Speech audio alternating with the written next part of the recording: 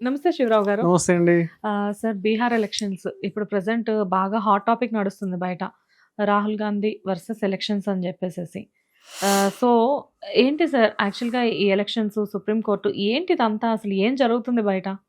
అంటే నార్మల్‌గా ఈ అంశం ఎక్కడ స్టార్ట్ అయింది అని గనుక మనం చూసుకున్నట్లయితే రీసెంట్‌గా రాహుల్ గాంధీ గారు ఎలక్షన్ కమిషన్ ఓట్లు దొంగతనం చేస్తా ఉన్నదని చెప్పేసి ఒక ఆరోపణ వేయడం జరిగింది.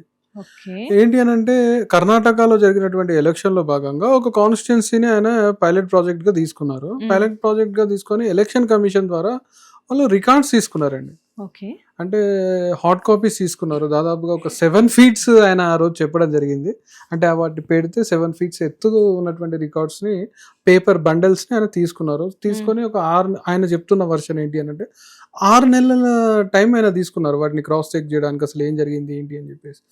ఆయన రికార్డ్స్‌లో తెలిసింది ఏంటి అని అంటే గనక దాదాపుగా 1,00,000కు పైన ఓట్లు దొంగతనం చేయబడ్డాయి. సో, అదే వెరీ ఓట్ అది చోరీ అని అది చెప్పేసి అంటున్నారు కదా! వినడానికి కూడా ప్రజాస్వామ్యంలో నిజంగా ఎవరు కూడా సిద్ధంగా ఉండరు. అంత అంత భీకరమైనటువంటి ఆరోపణ రాహుల్ గాంధీ గారు ఎలక్షన్ కమిషన్ మీద వేయడం జరిగింది. ఓకే. ఏంటంటే అందులో కూడా ఎలాంటి నిజాలు బయటపడ్డాయి అనంటే ఆయన కొన్ని అంశాలు తీసుకున్నాడు. 5 రకాలటువంటి పాయింట్స్ తీసుకున్నాడు ఆయన. హ్మ్. అందులో ఏంటి అనంటే రీసెంట్‌గా ఆయన ఎవరినైతే చనిపోయినరు అని చెప్పేసి వాళ్ళ రికార్డ్స్ నుంచి రిమూవ్ చేసిండ్రో, హ్మ్. చనిపోయినరు అని చెప్పేసి రికార్డ్స్ నుంచి రిమూవ్ చేసిండ్రో ఎలక్షన్ కమిషన్. చెప్పండి సార్. వాళ్ళ కొంచెం వా ఎక్సైటింగ్‌గా ఉంది. వాళ్ళతో కలిసి ఆయన టీ తాగిండనమాట. చచ్చిపోయిన వాళ్ళతో కలిసి నాకు టీ తాగే అదృష్టం వచ్చింది అని చెప్పేసి మళ్ళా tweet.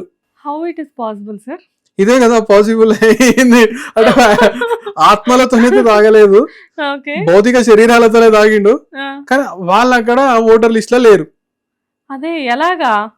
That is magic of okay. Election commission అనేది రాహుల్ గాంధీ గారి ఆరోపణ. ఇది ఇది నిజంగానే మ్యాజిక్. నిజంగా వినడానికి హాస్యాస్పదంగా ఉన్నటువంటిది అయినప్పటికీ ఇది మన ప్రజాస్వామ్యం మీద జరుగుతున్నటువంటి దాడి. హ్మ్.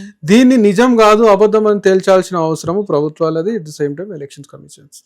అదే విధంగా ఏంటి అంటే బీహార్లో మనం చూసుకున్నట్లయితే 65 లక్షల పైచీలకు ఓట్లు గల్లంతైనాయండి.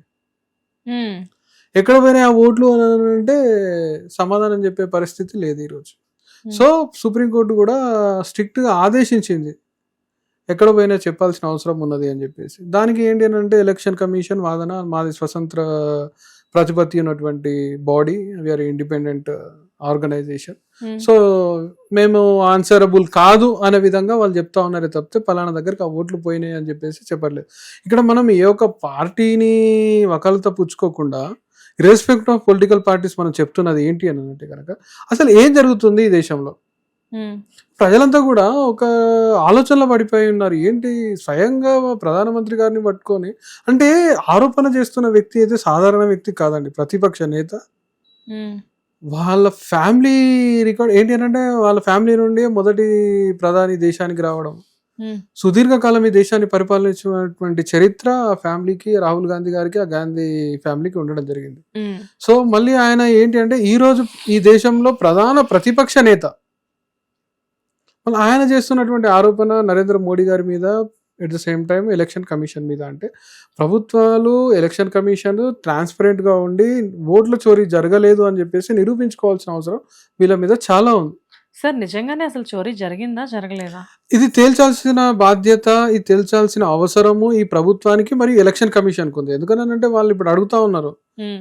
ఓట్ల దొంగతనం జరిగింది అని చెప్పేసి వాళ్ళు కొన్ని ఆధారాలను చూపెడుతూ అడుగుతా ఉన్నారు. హ్మ్. ఈ ఆధారాలను వాళ్ళు చూపెట్టినప్పుడు వీళ్ళు ఏమంటున్నారు, ఎలక్షన్ కమిషనర్ అఫిడవిట్ ఇవ్వమంటున్నారు. హ్మ్. నేనెందుకు అఫిడవిట్ ఇస్తా?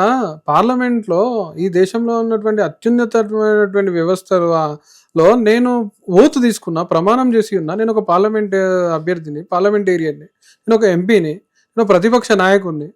కొత్తగా నేను అఫిడవిట్ ఇవ్వడం ఏంది అని చెప్పేసి. ఇంకొక వాదన ఏంటి అని అంటే మరి అందులో ఉన్నాయన్నీ కరెక్టేనా అని చెప్పేసి ఎలక్షన్ కమిషన్ అఫిడవిట్ ఇస్తుందా అని ఇంకొకళ్ళు అంటా ఉన్నారు. ఇది నేను అంటలేను. హ్మ్. ఇప్పుడు జనాల వాదన, ఇప్పుడు మన సోషల్ మీడియాలో కానీ టీవీలో చూస్తూ ఉంటే రాహుల్ గాంధీని అఫిడవిట్ అడుగుతా ఉన్నారు, ఆయన చెప్పిందంతా నిజమే అని చెప్పేసి. మరి అందులో ఉన్నాయని నిజమైన ఓట్లే, బోగస్ ఓట్లు లేవు అనేటువంటి ఒక్క ఇంట్లో 80 మంది అండి. హ్మ్. 0000 హ్మ్. ఏంటిది అనుకుంటారు హ్మ్. ఇంటి నెంబరు. ఓహ్! ఓకే. పేరేంతో తెలుసా? WXYZ అభ్యర్థి పేరు. ఓకే. బావున్నాయి. ఒక స్వామీజీకి 11 మంది పిల్లలు, పెళ్లి కాని స్వామీజీకి. కొటేషన్లు రోజు రోజు చదువుతా ఉంటే ఒక లీగల్ ప్రాక్టీషనర్ గా మనకి అసలు ఏం జరుగుతుంది దేశంలో, ఈ సమాజంలో, నిజంగానే ఓట్ల దొంగతనం అయిందా అన్నటువంటి అనుమానం. సో ఫైనల్ గా ఇది ఎక్కడి వరకు వెళ్తుంది అంటే సుప్రీంకోర్టు పాత్ర ఏంటి ఇక్కడ? ఇప్పుడు ఏది జరిగినా కానీ ఇద్దరి మధ్యలో పంచాయతీ జరిగినప్పుడు ఆ పంచాయతీ పెద్ద పంచాయతీని తీర్చాల్సింది న్యాయస్థానాలు, కోర్టులు.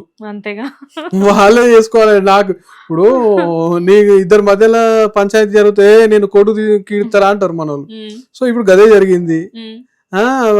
పాలకపక్షం ప్రతిపక్షం ఇద్దరి మధ్యలో గొడవ జరుగుతూ ఉన్నది. సో ముఖ్యంగా ఈ ఎలక్షన్ కమిషన్ టార్గెట్ చేస్తూ రాహుల్ గాంధీ గారు కొన్ని అస్త్రాలను వదలడము, ఆరోపణలు చేయడము, ఓట్ చోరీ అనడము, స్వయంగా ఎవరినైతే ఓట్లు మీరు చనిపోయినరు అని చెప్పేసి, మీరండి మేడం చచ్చిపోయిన వాళ్ళు తిరిగి వచ్చి ఛాయ్ తాగుడేంద్రా అని చెప్పేసి నేను షాక్ అయినా మొన్న రాహుల్ గాంధీ గారు చీరా చూస్తే ఆయన నిజంగానే తాగిండు మరి ఛాయ్. మరి వీళ్ళు ఎక్కడికి వెళ్ళి వచ్చారు, చచ్చిపోయిన వాళ్ళు కదా. మరి ఎర్రర్స్ ఏమైనా జరిగినాయా, అనుకోకుండా ఏమైనా జరిగినాయా, అనుకోని జరిగినాయా ఏంది అనేది విచారణలో తెలుస్తుంది. విచారణలో తెలవాల్సిన అవసరం ఈ దేశానికి చాలా ఉంది. ఎందుకంటే ఇది ప్రజాస్వామ్య దేశం. ఈ ప్రజాస్వామ్య దేశంలో ప్రతిదీ ట్రాన్స్పరెంట్ గా ఉండాలి, ప్రతిదీ ప్రజలకు తెలియాల్సిన అవసరం చాలా ఉంది. డెఫినెట్ గా తెలియాలి. కాకపోతే ఏంటంటే ఇక్కడ ఏదో వీడియో చూస్తే గానీ ఏం తెలియని పరిస్థితి అయిపోయింది ఇవాళ రేపు. ఇప్పుడు అంతే ఏ జనరేషన్ కదా మేడం, ఏది నిజమో తెలుస్తలేదు, ఏది అబద్ధమో తెలుస్తలేదు. ఎగ్జాక్ట్లీ, నిజంగానే ఏది నిజమో ఏది అబద్ధమో నిజంగానే తెలియట్లేదు. ఎందుకంటే ఏది చూసినా గానీ కళ్ళకు కట్టినట్టు అది నిజంలా కనబడుతుంది, తీరా చూస్తే అది ఏఈ అంటున్నారు. అది పరిస్థితి. ఎనీవేస్, సో ఈ ఇష్యూ అనేది ఎప్పటి వరకు క్లియర్ అయ్యే ఛాన్స్ ఉంది సార్? ఇది అతి తొందరగా క్లియర్ అవుతుందని ఆశిస్తాము. క్లియర్ కావాలి కూడా, బట్ ఖచ్చితంగా ఇప్పుడు క్లియర్ అవుతుంది అని చెప్పేసి మనం చెప్పలేము. ఎందుకనంటే ఇప్పుడు ఇక్కడ ప్రతిదీ పరిశీలించాల్సిన అవసరం ఎలక్షన్ కమిషన్ కి కూడా ఉంది. ఎందుకంటే ఒక్కొక్కసారి వాళ్ళ ప్రమేయం లేకుండా ఏదైనా పొరపాటు జరిగిపోయిందా, లేకపోతే ఏంటి 65 లక్షల ఓట్లు అంటే మామూలు విషయం కాదండి. అది నిజంగా గేమ్ చేంజింగ్ అనమాట. అది అటువంటి ఓట్లు ప్రజాస్వామ్యంలో నిజంగా మనము ఓట్ల దొంగతనమే జరిగితే, సీరియస్ గా మీరు ఒకసారి గమనించండి, ఓట్ల దొంగతనమే జరిగితే ఇర్రెస్పెక్టివ్ ఆఫ్ పార్టీ ప్రతి ఒక్క వ్యక్తికి ఒక పార్టీని, ఒక అభ్యర్థిని ఎన్నుకోవాలని ఉంటుంది. ఎంతో కష్టపడి వాడు పోయి లైన్ లో నిలబడి ఓటేసి, ఇదంతా ఎందుకండి? ఇంకా అంటే సినిమాల్లో చూసినప్పుడు ఇలాంటివన్నీ కొంచెం విచిత్రంగా అనిపిస్తాయి కానీ, బట్ అది కూడా మనకి పక్కనే ఉన్న ఒక స్టేట్లో జరిగింది అంటే అదొక వండర్లానే అనిపిస్తుంది నాకైతే. అందుకే ఇప్పుడు వాళ్ళు బాధ్యత తీసుకోవాల్సిన అవసరం ఉంది. ట్రాన్స్పరెంట్ గా డేటా, ఆన్లైన్ డేటా రిలీజ్ చేయాల్సిన అవసరం చాలా ఉందండి. ఎందుకంటే ఇప్పుడు ప్రతిదీ మనం ఓటు వేసే విధానం చూసుకున్నట్లయితే మనం ఆన్లైన్ ఓటింగ్ అని చెప్పుకోవాలి. ఒక రకంగా డిజిటల్ పద్ధతిలో ఓట్లు వేస్తున్నాం. అలాంటప్పుడు మీరు ఏదైతే డేటా రిమూవ్ చేసినారో ఆ రిమూవ్ చేసిన డేటాని ఆన్లైన్ లో పెట్టాల్సిన అవసరము, పబ్లిక్ పోర్టల్లో పెట్టాల్సిన అవసరము, what were the reasons to remove అనేది కూడా ఎక్స్ప్లెయిన్ చేయాల్సిన అవసరము నిజంగా. ఎందుకంటే ఇది ప్రజాస్వామ్యాన్ని నవ్వులపాలు చేసినట్టు అండి. పార్టీలకు అతీతంగా ఒక వ్యక్తిగా, ఒక పౌరునిగా, ఒక న్యాయవాదిగా మాట్లాడుకుంటున్నప్పుడు చాలా ఇబ్బంది, చాలా బాధ అనిపిస్తా ఉంది. నేను వెళ్ళి ఒక వ్యక్తిని నేను ఎన్నుకుంటే ఆ వ్యక్తి ఈరోజు ఎన్నిక కాపాడలేదు, ఇంకెవరో వెనుక కాపాడుతా ఉన్నారు అని అంటే రేపు పొద్దుగాల ఇంకా ఎవరు ఓట్లు వేయడానికి ముందుకు రారు. ఇంకా ఎందుకని చెప్పేసి ఇప్పుడు నమ్మకం అనేది లేనప్పుడు ఓటు ఎందుకు వేస్తాడు ఎవడైనా? సో ఈ నమ్మకం కల్పించాల్సిన అవసరము, బాధ్యత ప్రభుత్వాల మీద, ఎలక్షన్ కమిషన్ మీద ఖచ్చితంగా ఉంటుంది. ఖచ్చితంగా వాళ్ళు దీనికి సంబంధించిన ఎంక్వైరీస్, విచారణ చేపట్టాలి. ఆ రీజన్స్ ఏంటి అనేది ఏమైనా కానీ ఇప్పటికీ పబ్లిక్ లో పెట్టాల్సిన అవసరం ఉంది. ఓకే సార్, సో చూద్దాము. అంటే చాలా మందికి ఈ విషయంలో ఎక్సైట్మెంట్ చాలా ఉంది. అంటే ఇది అసలు ఎంతవరకు నిజం అనేది ఒక కన్ఫ్యూజన్ ఉంది. ఈవెన్ ఈ వీడియో స్టార్ట్ చేసే వరకు నాకు కూడా ఉంది. అందుకే మిమ్మల్ని ఆఫ్ కెమెరా కూడా ఒకసారి దీని గురించి అడిగాను. బట్ చూద్దాము, అంటే ఇది ఎంతవరకు సాల్వ్ అవుతుంది, అసలు ఆ చనిపోయిన వాళ్ళు ఎలా తిరిగి వచ్చారు అనేది కూడా మనం చూద్దాము. మనం కూడా అందరిలానే wait and see. Anyways, thank you sir. Thank you madam. Hit TV app, ఇందులో short news, live news, entertainment shows, movies, digital magazines తో పాటు మీ జిల్లా వార్తలను కూడా ఫ్రీగా చూడొచ్చు. ఇంకెందుకు ఆలస్యం, వెంటనే హిట్ టీవీ యాప్ ని డౌన్లోడ్ చేసుకుని ఫ్రీగా ఎంటర్టైన్మెంట్ పొందండి. Hit TV app, hit TV app, please download hit TV app. Hit TV app ని ఫ్రీగా డౌన్లోడ్ చేసుకుని ఎంజాయ్ చేయండి. మీకు నచ్చిన ఎంటర్టైన్మెంట్ కోసం హిట్ టీవీ యాప్ ని ఫ్రీగా డౌన్లోడ్ చేసుకుని ఎంజాయ్ చేయండి. హిట్ టీవీ యాప్ ని డౌన్లోడ్ చేసుకుని ఆస్వాదించండి, ఆశీర్వదించండి. ఇంతమంది సెలబ్రిటీలు హిట్ టీవీ యాప్ ని డౌన్లోడ్ చేసుకోండి అని చెప్తున్నారంటే ఎంత మంచి యాప్ ఆలోచించండి. అమెరికా అమెరికా అమెరికా అమెరికాలో చదవాలనుకునే వాళ్ళకి విశ్వసనీయమైన పేరు మన శౌర్య కన్సల్టెన్సీ.